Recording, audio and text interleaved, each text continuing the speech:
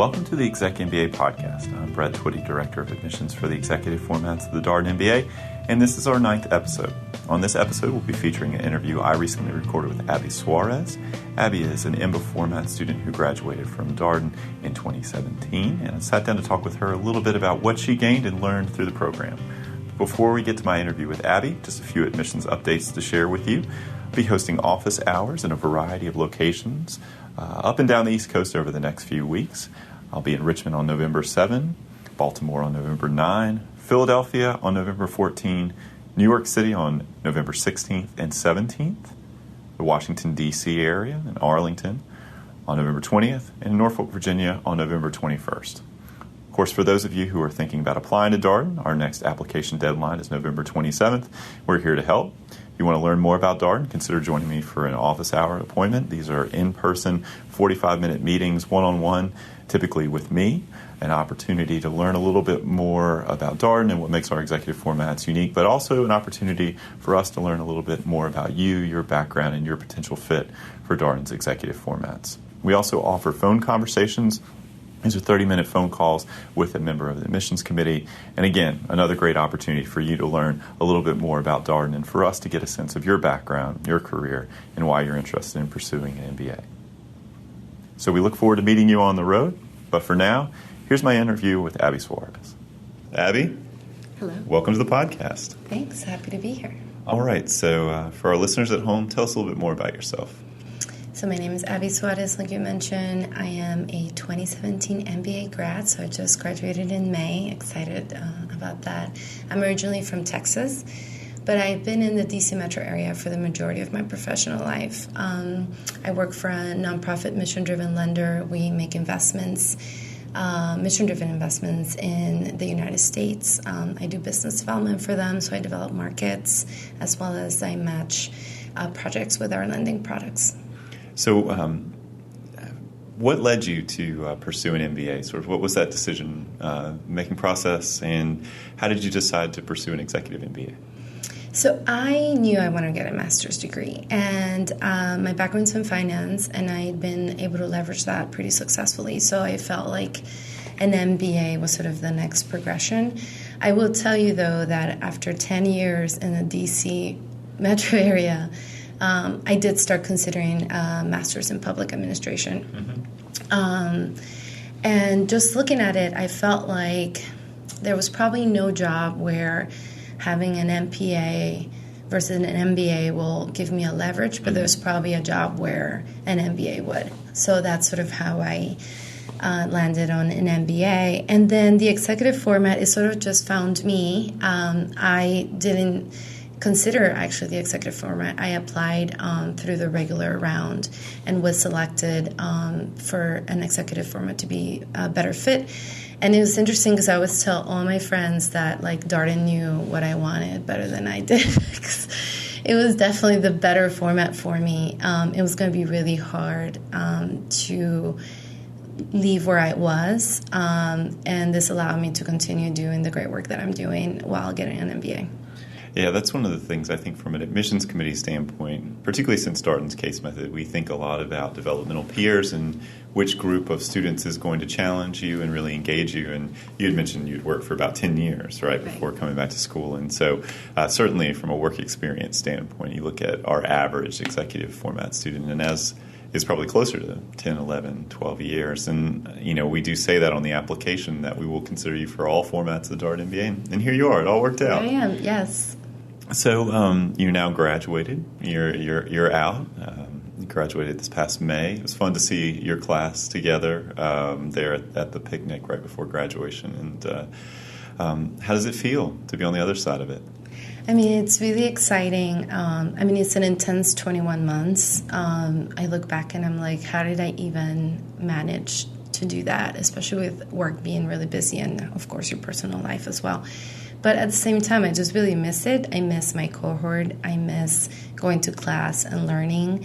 I felt like the Executive MBA program was sort of probably the most valuable investment I've made personally.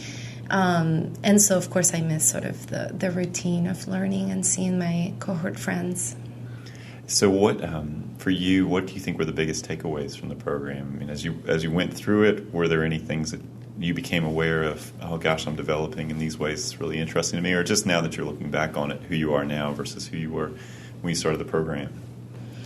Yeah, I feel like I'm a lot more self-aware in a good way, meaning that I feel like a lot of us tend to be really hard on ourselves and sort of would probably look at the things that I needed to improve and would focus on improving those. And I think the MBA format really was able to showcase and highlight sort of both sides, like where do you need to improve, but also what are your strengths, how to leverage those that you actually have a lot of strengths, how to utilize those. And one of the things that I felt like was probably the biggest takeaway professionally is that I know the type of role I'm good at. I know what are the skills that make me a successful professional. And I think my goal is never to end up in a position where I'm not playing to my strengths. It's funny. Somebody might think about self-awareness as like a really soft thing, right? But it's come up in a number of these conversations, this sort of introspection and reflection and just, the way that being self-aware impacts how you lead, how you work with other people. What would you say to somebody who's like, oh, that's a soft skill? It's not as tactile or maybe as hard as like something like, oh, I got better at finance. Right. Well, I would challenge them and say, where do you think your next job is? Mm-hmm. Especially for the Executive MBA program, I feel like your technical days are far behind. Mm-hmm. Or at least sort of, that was where I came in. And I wanted to pursue management, pursue leadership. And all that is soft skills. So just think about sort of what it takes for your next job. Because you're going to learn the technical skills anyway. Mm-hmm. But probably the best are sort of the leadership classes and the soft skills you learn. Yeah, that is a good point. I think we share with prospective students all the time, sort of as we describe our average student, we talk about somebody who's maybe a specialist right now. They're doing something, it's a little bit narrower in scope, but they ultimately want to be a generalist, right? They want to have that senior leadership view, and that may not be the first job after the program, but it's within the next 5 to 10 years, right? So this is sort of, people work for very long careers now. So most of our students are 35 or so by the time when they come to us. And so you're really thinking about the next 20, 25 years of your career. And I think, to your point, for many of our students, that is about a leadership role. Yeah. So if you were sort of highlighting things about Darden to a prospective student, what would you share? I think, well, number one, I will encourage everybody to visit. I feel like that's how I knew Darden was my number one choice. I went to the campus, I met the staff, particularly the case method. I was really curious how it would work for a technical class, like an accounting or finance class. So seeing the case method live was amazing. It really was, because it really showcased how you could learn a technical skill with this method. Is very interactive and a lot of fun. Scary because you have to be prepared, but a lot of fun overall. I think the other thing that I really liked, sort of tying back to our conversation, was that it was a general management degree. I think one of the things that I have observed is that general managers, good leaders, is something that we lack of. And so that's one of the things that I picked up right away from Darden, that they were really focused, leading with an enterprise perspective was one of the first classes. Thing you do. Exactly. So that was really exciting. So the case method is something we think is an important differentiator for Darden in the marketplace. And sometimes there's a little bit of a mystery when you talk to most people may not have a strong idea as to what it really is. We've been asking some of our guests here on the podcast to talk about how would you explain the case method to someone who was just starting to learn about Darden and business school generally? Sure. So I would put it like it's a story, right? So you're reading a story that happened. It's obviously about a company. You have a protagonist usually, and then it's something that happened, right? And you're looking back at it. And then every case comes with questions for you to think about. So there's definitely a lot of work to be done prior to going to class. Some of the cases come with technical notes. If there's something, that's sort of how you learn the technical side of it. And some of it you actually have to do like an Excel spreadsheet, come up with numbers. But they're all sort of based on the initial questions that give you sort of the direction the professor wants to take. The thing that students do talk about with the case method is to your earlier point, it's about accountability, right? You have to be ready because you might get called on in any class. Do you remember your first cold call? Oh my gosh, I don't, but I remember the first professor that actually really cold called, Peter DeBear. He's amazing, by the way. He was probably one of our favorite professors. Global economics. Yes, and he literally cold called. I think maybe the LR1 people. I think they were trying to get us ready. Yeah, sure. It's all all about setting the table for your future experience. So some of your classmates had the experience of being cold called by Peter? Yes, and I also had that experience. So I don't know if that was my first one, but that was the first that it was like, okay, this is what a cold call is, But yeah, it was fun. Yeah, but I can empathize a little bit, having gone to law school and gone through that same experience. I don't think people really are sentimental about their first time being cold called, but it is helpful in that it makes you get ready for class, right? It does.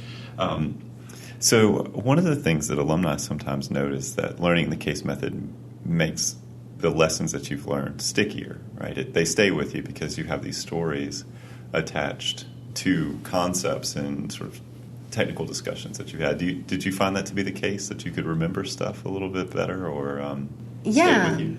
I mean, I don't remember. I mean, funny enough, one of the cases that sticks with me was the one that I went to see as a prospective student. It was the ice cream, Ben and Jerry. Oh, yeah. And so it's interesting how that, That's a classic case.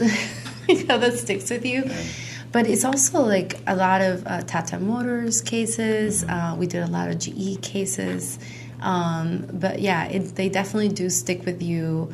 I was actually preparing for an interview, and it was about strategy, a growth strategy. So I was like, I need to look back at one of the cases, which was a strategy case where we were talking about how to look at your opportunities, how to assess where sort of as a company you have your strengths and the opportunities, and how that sort of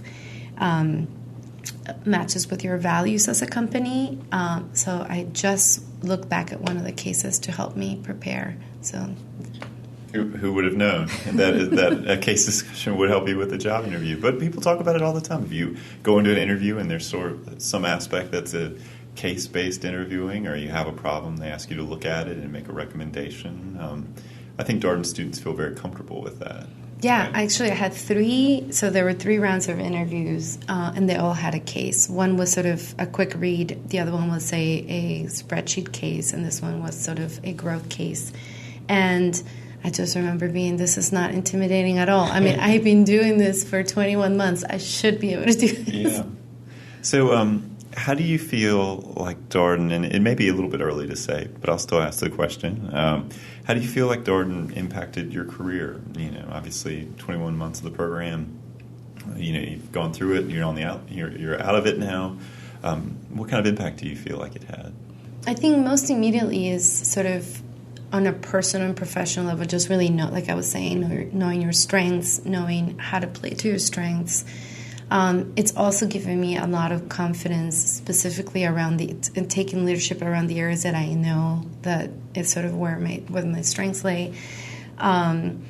And going forward, I hope that will continue, right? So just understanding what would be the next step, whether it's within my company or another company, what type of roles should I pursue? What type of roles should I look at?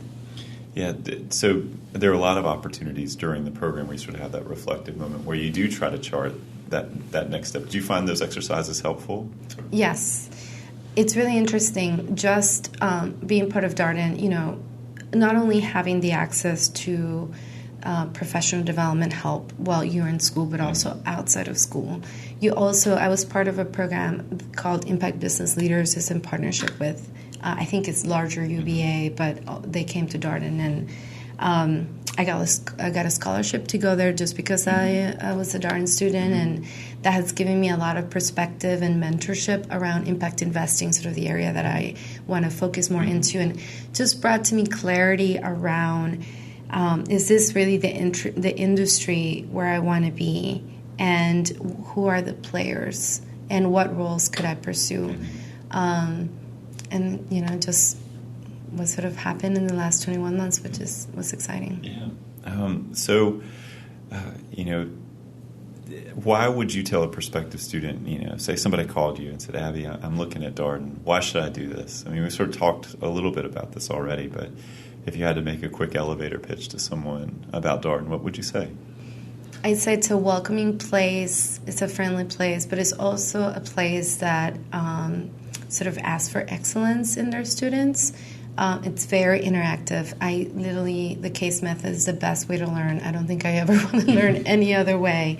But just the atmosphere. And then, the alumni network is incredible.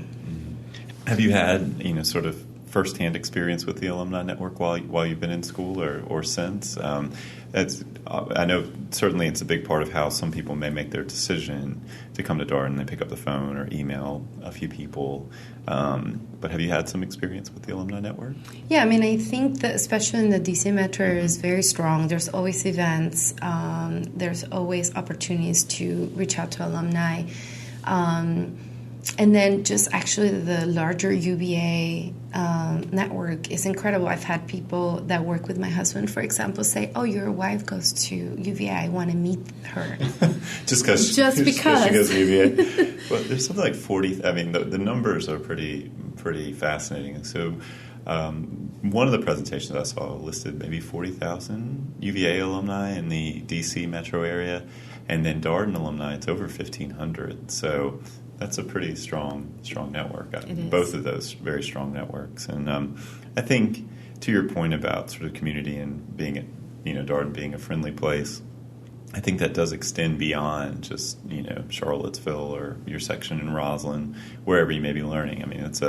That can be broadly applied to the alumni network generally. Yeah, absolutely. And I feel like all alumni have heard, or we have ourselves received quick responses from the network when we've reached out, and so we keep that in mind. So when now we're part of the alumni network, we try to be as responsive as possible. No pressure. Of course. Well, Abby, thank you so much for being on the podcast. I mentioned this to one of your classmates. So I started February of 2015. So your class that matriculated August 2015 was the first class I'd been involved with here. So you always have a sort of special place for me. So it was great to see all of you graduate, and obviously it's great talking with you today. Yeah, thank you. Abi Suarez, MBA format graduate in Darden's class of 2017. Of course, we're always interested in your ideas and suggestions here at the ExecMBA podcast. If there are any topics you'd like for us to tackle on the podcast, let us know. We can be reached by email at exec, that's EXEC, MBA @darden.virginia.edu. And until next time, thanks for listening.